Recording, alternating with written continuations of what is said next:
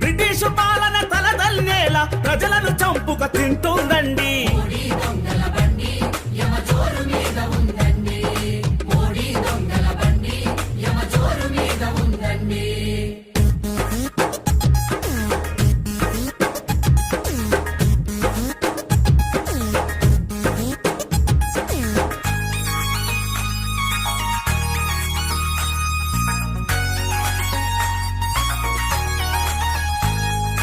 నల్ల కుబేరుల వెలికి తీస్తానని, నల్ల డబ్బంత ప్రజలకిస్తానని, తలకో 15 లక్షలు అంటూ బ్యాంకుల ఖాతా తెరవమన్నాడు.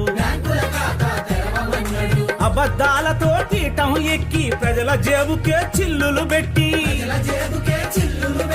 ధరలను పెంచి జనాన్ని ముంచే కుట్రలు చేస్తుండండి.